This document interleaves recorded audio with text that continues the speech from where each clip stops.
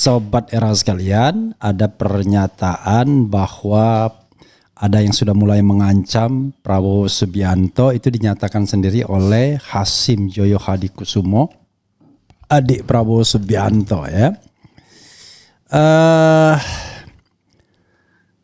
Ini diberitakan juga di democracy.id dari video yang viral tersebut. Jadi kurang lebih mengatakan begini. Viral di media sosial video pernyataan Hasyim Joyo Hadikusumo, adik kandung Presiden RI Prabowo Subianto. Sudah ada tanda-tanda ada yang mengancam nyawa Pak Prabowo, kata Hasyim Joyo Hadikusumo. Ya, kemudian ada tanggapan Bung Ifat, nggak tahu siapa itu ya. Semoga saja Pak Prabowo Subianto selalu dalam lindungan Allah Subhanahu wa taala, sehat selalu dan bisa menyelesaikan periode kepemimpinannya beliau 5 tahun ke depan. Dan rakyat harus ikut mengawal keamanan Bapak Presiden Prabowo Subianto tersebut. Cuma saya ingin menggunakan teori konspirasi saya sesuai konstitusi. Siapa sih yang berpeluang besar untuk melakukan ancaman tersebut? Itu tidak saya jawab, tapi kawan-kawan yang jawab. Saya mau mengacu kepada konstitusi yang diatur di mana ada UUD 1945 tentang presiden dan wakil presiden. Di situ diatur jika presiden mangkat atau berhalangan tetap, maka wakil presiden menggantikan posisi jabatan presiden tersebut. Ya, sahabat Era sekalian, ini adalah sebuah teori konspirasi ya. Pertanyaannya memang ini ada juga ya. Diungkap Hasyim Joyo Hadikusumo, siapa coba sogok Prabowo ya. Democracy.id, banyak godaan yang dihadapi Presiden Prabowo Subianto selama menjabat sebagai pemimpin negara dan pemerintah. Godaan berupa sogokan datang dengan tegas ditolak oleh Prabowo Subianto. Sogokan datang kepada Prabowo diungkapkan oleh Wakil Ketua Dewan Pembina Partai Gerindra Hasyim Joyo Hadikusumo ya. Betul-betul partai keluarga. Hasyim menceritakan saat sambutan dalam acara Natal Nasional Partai Gerindra di Gereja Tiberias, Kota Bekasi, Sabtu. Hasyim bercerita banyak godaan yang datang saat Gerindra memegang kekuasaan. Godaan itu sampai kepada Prabowo yang merupakan Ketua Dewan Pembina Partai berlambang burung Garuda tersebut. Saya menyaksikan, Pak Prabowo menyaksikan apa yang terjadi saat kita dalam kekuasaan. Datang godaan, Pak Prabowo cerita sama saya, dia sudah beberapa kali sudah mau hendak disogok. Saya terus terang saja, saya bersaksi saya juga mau hendak disogok, ungkap Hasyim. Godaan tersebut dengan tegas ditolak oleh Presiden Prabowo maupun dirinya. Hasyim mengungkapkan pengalaman Partai Gerindra yang membuat sebuah godaan bisa dilalui. Yakin kalau Prabowo Hasyim saya percaya, tapi kader lain. Kita ingat bahwa kita kalah 3 kali, 2009 kalah, 2014 kalah, 2019 kalah. Namun berkat Tuhan kita menang 2024 ya, karena bantuan Jokowi menangnya. Dengan pengalaman yang begitu lama kita bisa belajar. Saya kira ini Tuhan yang bertindak, sampai sekarang Pak Prabowo tetap menolak, kata Hasyim. Wah, pakai Tuhan Yesus juga dia. Tuhan Yesus saksi saya juga menolak, saya kembalikan uang. Saya kembalikan macam-macam, Pak Prabowo juga sambungnya. Ini kenapa dikembalikan ya? Kenapa orang yang mencogok itu enggak dilaporkan kepada KPK ya kan? Hasyim kemudian memberi pesan kepada seluruh kader Gerindra untuk berperilaku serupa Prabowo. Hasyim memprediksi akan semakin banyak godaan yang datang. Saya berharap tokoh-tokoh nasional sekarang jadi gubernur, jadi bupati, jadi penguasa. Tetap kita berdoa kepada Tuhan yang Maha Esa, kita tetap dilindungi. Kita ada perisai untuk menolak godaan-godaan yang tetap datang, dan saya kira di masa depan tetap kita akan digoda, tapi kita percaya iman kita tetap kita menolak godaan setan, tuturnya. Lantas, siapa yang mencoba sogok Prabowo? Gitu ya, di demokrasi. Ya, ada 2 hal ya yang perlu kita garis bawahi ya. Jadi Sobat Era sekalian,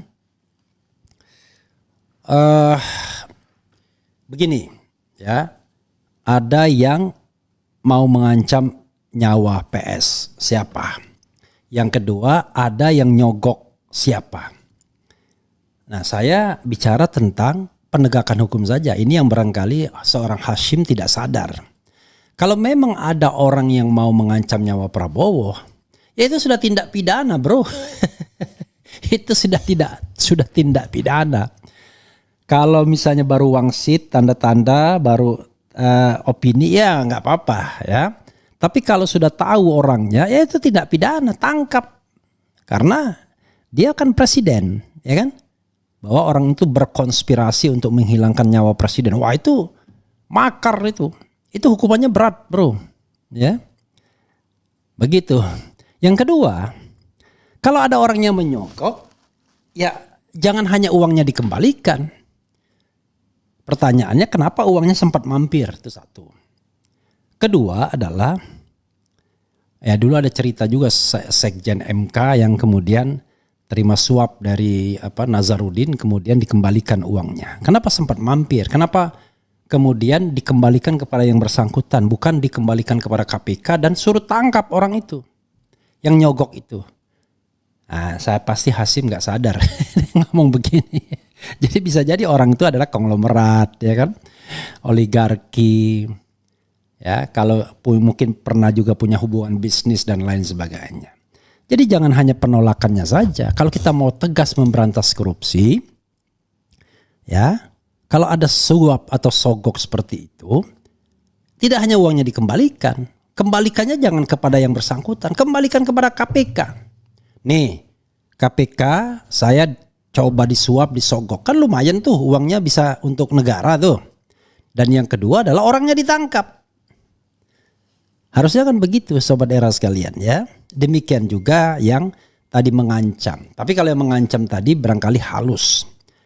Pakai teori konspirasi. Ya, siapa yang diuntungkan? Ya, kalau kita pakai ayat-ayat konstitusi jelas yang diuntungkan adalah wakil presiden. Karena kalau presiden mangkat, berhenti ya, atau mengundurkan diri, maka dia digantikan oleh wakil presiden sampai habis masa waktunya. Pernah terjadi begitu? Pernah. Yaitu Presiden Soeharto yang mengundurkan diri dan digantikan oleh Habibie. Tapi tidak sampai habis waktunya. Habibie terlalu baik. Dia percepat pemilu walaupun tidak konstitusional sesungguhnya. Tapi sudah kesepakatan. Karena konstitusi mengatakan habis waktunya, harusnya sampai habis waktunya. Itu satu. Yang kedua adalah Presiden Megawati yang menggantikan Gus Dur yang di-impeach. Nah, kalau Presiden Megawati baru sampai pada habis waktunya. Juli 2001 Presiden Gus Dur di-impeach dan kemudian Presiden Megawati menjabat lebih dari 3 tahun. Ya, sementara Gus Dur kurang dari 2 tahun. Begitu, sobat era sekalian. Jadi sekali lagi jangan bilang-bilang kalau disogok uangnya dikembalikan. Itu bukan perbuatan yang elok. Itu bukan hal yang bisa memberantas korupsi. Hati-hati ngomong di media sosial seperti sekarang ini. Artinya Hasim bisa dianggap tidak mendukung pemberantasan korupsi. Kalau ada orang yang mencoba menyuap, jangan dikembalikan kepada yang bersangkutan uangnya. Kembalikan kepada penegak hukum sebagai barang bukti. Lalu orangnya dilaporkan kepada penegak hukum. Itu baru benar namanya kalau seandainya baik Prabowo maupun Hasim, ya Pak Prabowo dan Pak Hasim mau menegakkan hukum dan memberantas korupsi. Kapok tuh baru orangnya. Tapi kalau cuman ya saya terima kasih, mestinya diancam. Hey, I'm the President of Republic of Indonesia. I'm the national leader. Ya, if you try to menyuap, ya kan? Maka saya akan laporkan Anda ke polisi. Saya akan perintahkan, bukan laporkan lagi karena dia polisi, perintahkan penegak hukum tangkap Anda. Kan begitu harusnya. Ya. Jadi bribe ya, menyogok itu ya. If you try to bribe me, then I will call the police ya, or the KPK to arrest you. Kan begitu mestinya. Begitu saudara sekalian ya. Jadi tidak hanya soal dikembalikan uangnya. Wah, kalau dikembalikan enak sekali ya. Orang kemudian bisa main-main dong kalau begitu, coba-coba. Tapi kalau tegas from the beginning, orang akan tahu jangan sogok dia. Nanti uangnya bukan hanya dikembalikan, tapi kita ditangkap nanti sama dia ya. Dia order to arrest us. Ya. No. don't try to bribe the president and his brother. Ya, mestinya begitu ya. Ya, oke, so but because they are all men with integrity kan. Begitu sobat era sekalian ya, logic thinkingnya kalau ada orang yang mencoba menyuap dan kemudian juga mengancam nyawa presiden. Itu perbuatan-perbuatan yang tindak pidana berat semua. Ancaman hukumannya bahkan sampai hukuman mati. Seumur hidup minimal 20 tahun ya. Maksimal 20 tahun kalau pakai tahun ya.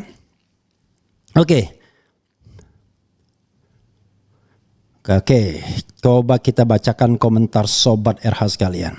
Ya ditangkap dong, apa kalian lupa kan kakak lu presiden ya? Apa dia sudah serahkan 1000% wewenang sebagai presidennya ke Mulyono yang memang hobinya main presiden-presidenan. Dulu yang dikatakan main presiden-presidenan ini Prabowo ya. Cari simpati tapi konyol, siapa yang bisa bunuh yang dijaga pas pampres ya. Nyanyi doang keluarga omon-omon wow presiden rasa camat. Kita rakyat mau jaga dari musuh negara, yang mau dijaganya malah menjaga musuhnya. Lah, kalau tahu ada yang mengancam tinggal siapa orangnya laporkan. Gimana caranya? Jangan cuma cari simpatik aja. Memang konyol kayak ngomong sama Ankas SD, maksudnya apa? Bung RH, siapa sih sebenarnya Presiden RI, Mulyono Subianto atau Prabowo Subianto sih ya? Prabowo Subianto kalau nggak salah ya. Yang jelas malaikat maut yang mengancam nyawa manusia. Yang ngancam tentunya yang paling diuntungkan. Siapa yang bakal naik kalau PST ada? Kemudian belajar ngetik dulu yang benar. Angka sudah apaan bro? Bahasa apa ya? Jangan sedikit pun punya pemikiran Prabowo dan Jokowi itu beda. Dia sama saja. Hati-hati dengan omongannya. Dengan kata-katanya kita akan terhipnotis.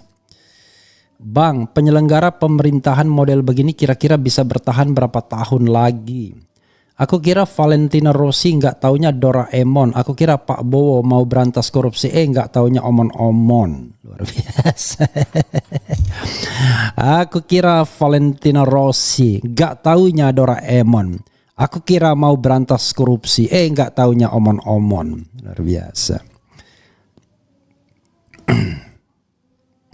Jadi ingat ulama yang pro Prabowo ditikam 2018-2020 lalu modusnya ODGJ ya, orang dengan gangguan jiwa. Sekali lagi ya, saya tidak bermaksud apa-apa ya, baik kepada Pak Hashim maupun Pak Presiden. Saya hanya ingin menunjukkan cara berpikir yang logis, ya logic thinking, legal. Jadi kalau ada orang yang mau mengancam Anda, ya itu tindak pidana. Mengancam nyawa orang itu adalah tindak pidana, apalagi yang diancam nyawa presiden itu satu. Yang kedua, kalau ada orang yang mencoba menyogok Anda, ya jangan kembalikan uangnya kepada yang bersangkutan. Kembalikan kepada penegak hukum, terutama KPK, lalu tangkap orangnya. Ya, karena dia sudah berusaha untuk menyogok, apalagi yang disogok kepala negara, kepala pemerintahan. Begitu bro cara berpikirnya. Ya, mudah-mudahan paham. Begitu. Oke. Begitu ya sobat daerah sekalian. Kita nanti akan ambil video lainnya. Tapi ini menarik ya cara berpikir. Ini cara berpikir hukum dan hukum tata negara. The king of omon-omon. Biarkan saja toh dia jadi presiden pun tidak berani adili Jokowi, percuma saja berharap lebih dari Prabowo. Prabowo gayanya saja hanya omong-omong saja. Semoga terrealisasi. Wah, ya nggak bisa dong. Tangkap dong, ojo omon-omon tok fufu fafa dibully gak kena-kena. Masa presiden ada yang ngancam? Aneh loh Pak Ojo nganti iki mung penalihan isu. Ya, jangan nanti ini pengalian isu ya. Jangan mau diadu domba rakyat Indonesia dengan pemerintah yang sah, harus bersatu membangun negeri ini. Awas banyak intelijen asing yang mau adu domba Indonesia. Ini pakai teori adu domba nih gimana ya? Dimanapun di dunia ini, rakyat itu memang harus bersatu. Tapi kalau dia kriminal ya ditangkap. Kalau dia korupsi ya ditangkap. Bukan kemudian diajak sama-sama membangun negara. Ya, membangun negara dengan para koruptor itu sama saja dengan menyatukan minyak dan air. Ya, coba lihat proyek-proyek infrastruktur Jokowi. Berapa persen yang bocor, yang tidak efisien dan lain sebagainya. Pak Presiden bukan tidak tahu ini, Prabowo tahu betul. Ya, bagaimana nakalnya para pengusaha, land clearing dan lain sebagainya. Dapat uangnya, rusak jalan-jalan negara, provinsi atau kota kabupaten. Lalu uangnya disimpan di luar negeri, hanya sedikit yang diinvestasikan untuk tanam sawit misalnya dan lain sebagainya. Begitu bro. Ya, tapi hal-hal yang baik terus terang saya bilang saya mendukung ya. Penghematan anggaran, tidak boleh keluar negeri untuk jalan-jalan, berantas korupsi. Tapi ya ojo omon-omon doang, harus direalisasikan. Nah, dalam 100 hari ini saya tidak melihat sebuah kebijakan yang radikal, yang berani, yang memberikan harapan. Kalau yang berani memberikan harapan itu adalah shutdown Mahkamah Agung yang sarang korupsi. Ada Zarup Rikar di sana. Perbaikin kepolisian. Tegakkan lagi marwah KPK. Perbaiki Kejaksaan Agung dan lain sebagainya dan lain sebagainya. Itu tidak omon-omon. Anda mau memberantas korupsi dengan sapu yang kotor yang nggak bisa. Mau membangun negara dengan penguasa-penguasa atau menteri-menteri yang korup, yang terlibat korupsi, nggak bisa. Yang terjadi adalah dia akan mengamankan jabatannya. Ya, begitu Anda dalam kesulitan dan kemudian ada muncul kekuatan baru, mereka akan rame-rame ke sana. Let's say misalnya ginilah, ya, tiba-tiba terjadi konstelasi yang luar biasa, menguat faksi Mulyono dan Gibran. Udah, menteri-menteri yang direkrut itu langsung balik badan ke sana. Ya. Sekarang saja ya. Kalau lihat fenomena Bahlil, ya dia cium tangan ini adalah Gibran Raka Buming Raka. Kenapa? Karena dia berterima kasih kepada ayahnya. Di mata seorang Bahlil, bosnya itu adalah Mulyono. Sementara Prabowo Subianto sama-sama kolega waktu itu. Nah sekarang ketika jadi bos, dia kan he must change his mind. Tapi kalau mainnya masih menganggap bahwa bosnya Jokowi, maka dia akan melihat Gibran tetap sebagai putra mahkota. Tidak lagi sebagai orang nomor 2 yang nomor satunya Prabowo. Jadi begitu cara berpikirnya ya. Saya sih hanya ngomong saja, mengkritik saja. Nggak ada maksud ya. Maksud minta proyek, maksud minta jabatan, no way. Ya. Jadi biar saya tegaskan dari awal hal seperti ini. Jadi ini sekedar untuk memberikan pembelajaran bagi kita sama-sama. Karena too much. Presiden Prabowo sudah terlalu banyak ngomong dan mengancam. Tapi tidak jelas. Ya. Yang kita tunggu nih reshuffle nih. Berani gak dia reshuffle Bahlil misalnya. Atau reshuffle orang-orang yang terindikasi korupsi. Dito Aryo Tejo, Erlangga Hartarto, Edi Hiarij dan lain sebagainya misalnya. Saya katakan terindikasi ya. Karena bukan tidak ada kasusnya kan. Dito terima uang BTS. Belum lagi 3 menteri yang saya tidak bisa sebutkan karena belum tersebut di media massa. Ya.